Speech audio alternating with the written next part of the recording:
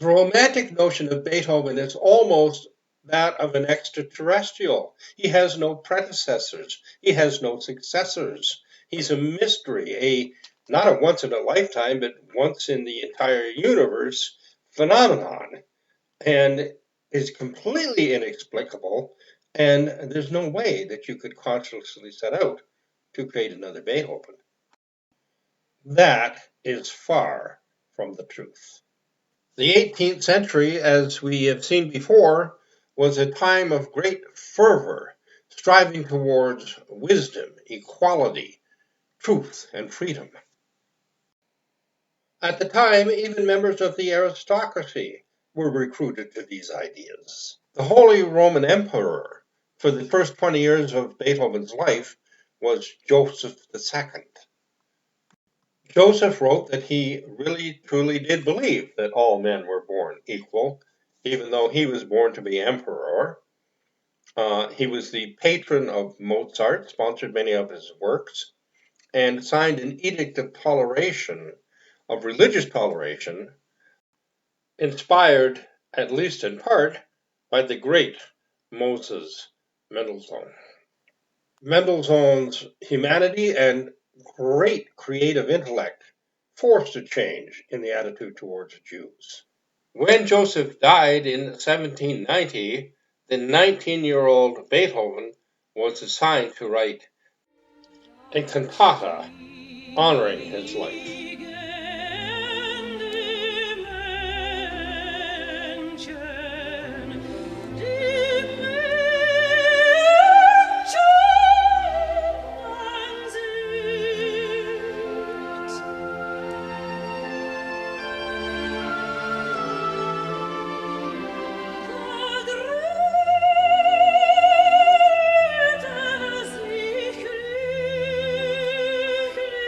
Where did Beethoven learn to write so well for the voice?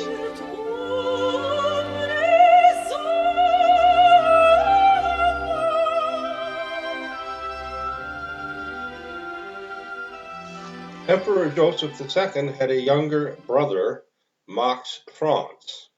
He was the Elector of Cologne, which was centered in Bonn, which was considered a pretty far-flung corner of the empire at that time. He was also a patron of the arts, supported Mozart when it was necessary, and was determined to turn Bonn into a kind of a musical Apollo project, a crash program to develop musicians, including composers. Part of that program was the creation of an orchestra, mostly for young people. Out of that orchestra, 4 composers emerged: Andreas Recha, the Romberg brothers, and Beethoven.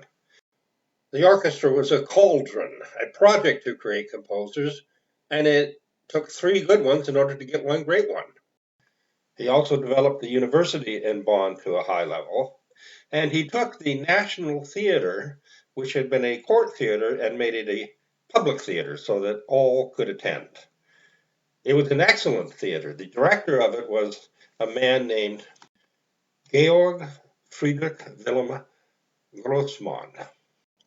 He was prominent enough that he had the world premiere of Schiller's play Fiesco performed in the Bonn Theater, and had Shakespeare translated into German so that presentations of Shakespeare were regular events. So the young Beethoven grew up with the greatest theater in the world: Schiller, Shakespeare, Lessing, Mendelssohn. Grossmann teamed up with composer Christian Gottlob Neefe to create opera, Grossmann writing the words and Neefe the music. Neefe was also the principal piano teacher of Beethoven, and he made sure that Beethoven studied intensely the well-tempered clavier, preludes and fugues of Johann Sebastian Bach.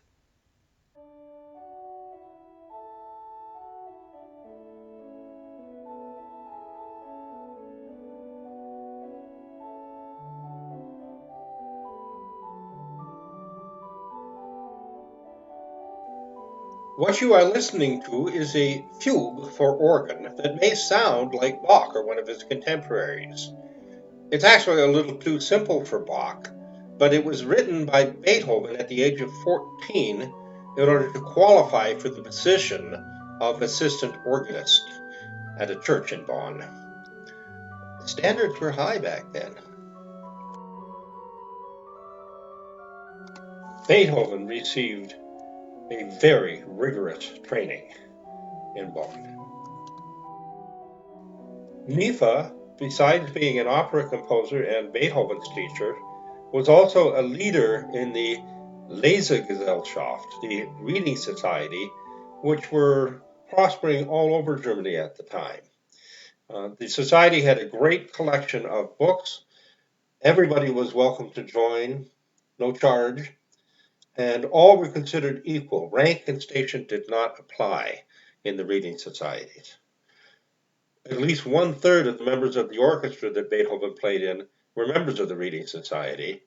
And Beethoven later in life said, "There is scarcely a book written that is too learned and difficult for me to read and comprehend." Part of this Apollo-style crash program to create a musical culture included regular performances of new operatic works by visiting opera companies, especially Italian opera companies. The young Beethoven often had the job of providing the continuo for the opera. The continuo consists of a keyboard instrument, usually a harpsichord accompanied by a cello, and the keyboard player is only given one line of music, a bass line, plus a bunch of numbers called figure bass from which he must construct all the other voices in the opera. That steadies the players and the singers in the opera, but also provides the continuo player a marvelous chance to learn the entire opera by reconstructing it at the keyboard. Now you have an idea how Beethoven learned to write so well for the voice. Another part of young Beethoven's rigorous training is that he would take popular, well-known arias from operas and write a theme and variations on them for piano. One of the most famous was an aria, a duet actually, by the Italian composer Paisiello. That opera, La Molinera, was performed in Bonn. It's quite likely that Beethoven would have been the accompanist, the continuo player at that performance. I'm going to show you how it works by first playing the opening of the operatic aria, or duet actually. First, the words in translation. The words translated are, "In my heart I no longer feel the brilliance of my youth. The cause of my torments? Love. Love, it's your fault. You sting me, you poke me, you pinch me, you bite me. What is this thing? Alas! Pity, pity, pity. Love is that certain something that makes me despair." Nel cor più non mi sento brillare la gioventù, cagion del mio tormento. Amor, sei colpa tu. Mi pizzichi, mi stuzzichi, mi pungichi, mi mastichi. Che cos'è questo in me? Pietà, pietà, pietà, amore un certo che disperar mi fa. Beethoven begins the piano variations by stating the theme just plain, just as you heard it, except only on the piano. So the audience, which would know it and love it, can sing along or hear it in their heads, and most importantly, get it solidly in their minds so that they can locate the following variations against the theme itself. I'll repeat the words as it plays, and I think you can tell that it is tongue-in-cheek.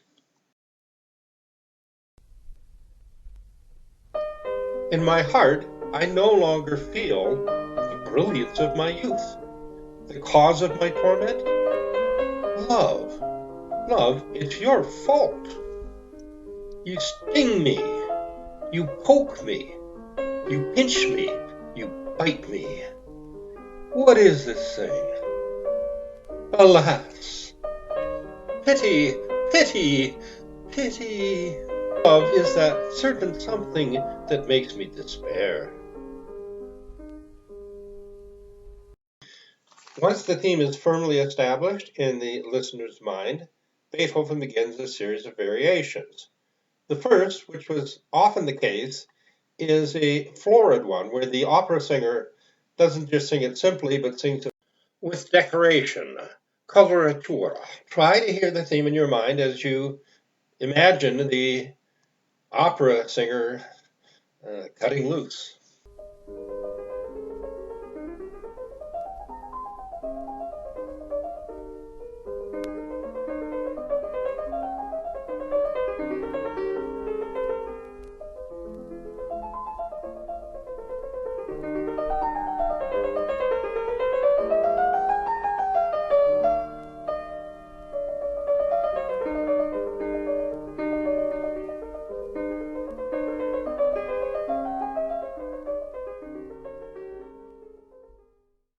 I think that's a little fast. Pianists often do that. If there are any pianists listening and you want to produce a more vocal version, I'd love to hear it. Next, the soprano voice has the tune, while the really combined tenor bass voice gets a chance to show off.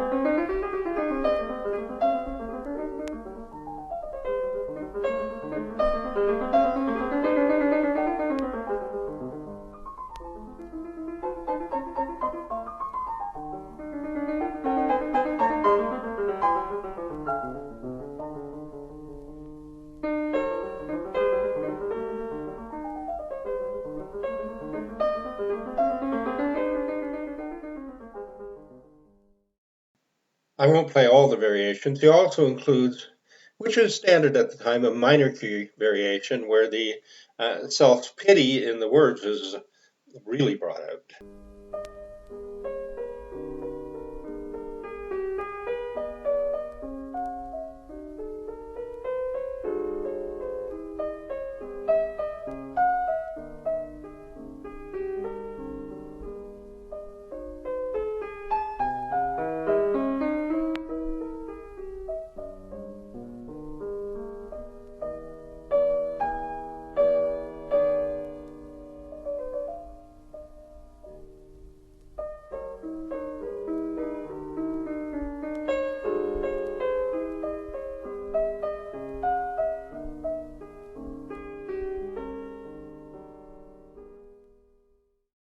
Next, a very funny variation seems to almost mock that self pity.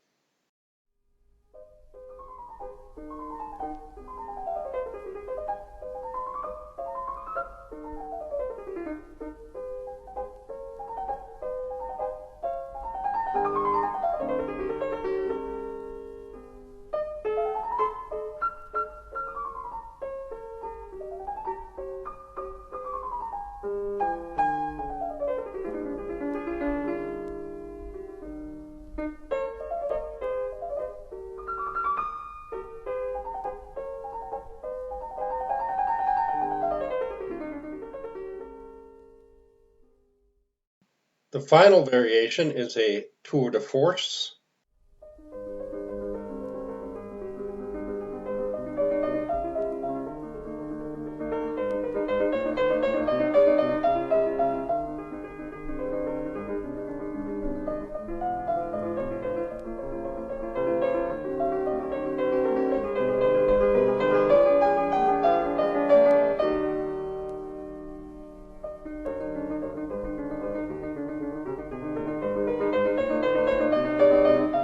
And then Beethoven ends by breaking free of the constant repetition of the entire theme and uses elements of it in a playful way in what is known as a coda, or a tail.